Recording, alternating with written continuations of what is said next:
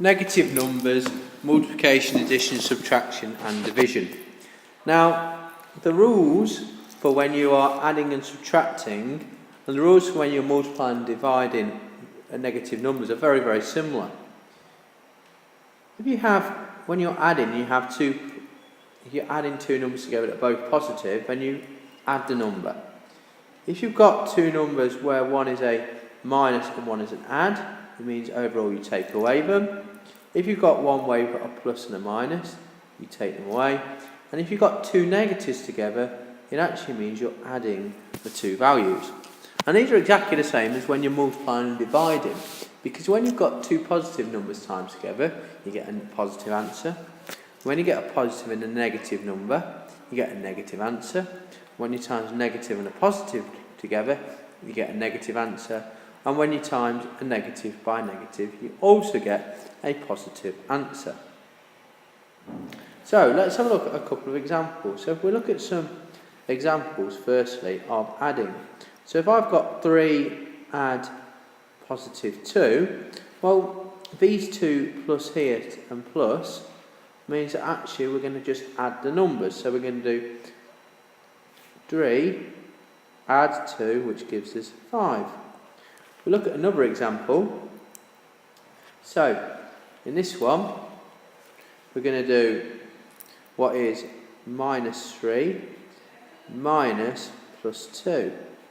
So we're looking at these bits where their symbols are together. So minus and a plus means we're going to minus. So instead of the question we've got, we're going to do minus 3 take away 2.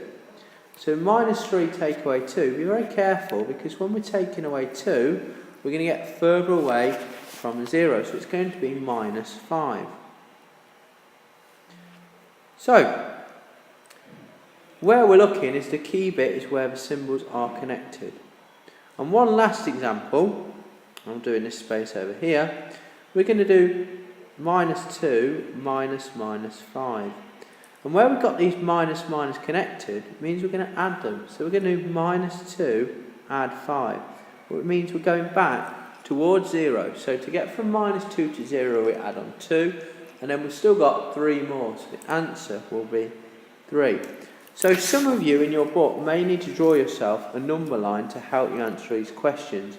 So if you draw a number line from minus 10 to 0, and then from 0 to 10, that will probably help you out. So I'll just write at the top, minus 10 to 0, and then up to 10. The rules are very similar when we're looking at multiplication. So if we're going to do 4 times minus 5, what we need to think, so we've got a positive times a negative. We need to think, what is 4 times 5, which is 20. But because it's a positive times negative, it's going to be negative 20. Another one, if we did minus 3 times minus 5, so we're doing a minus times a minus, which is positive. So minus 3, so we think, what's 3 times 5, which is 15.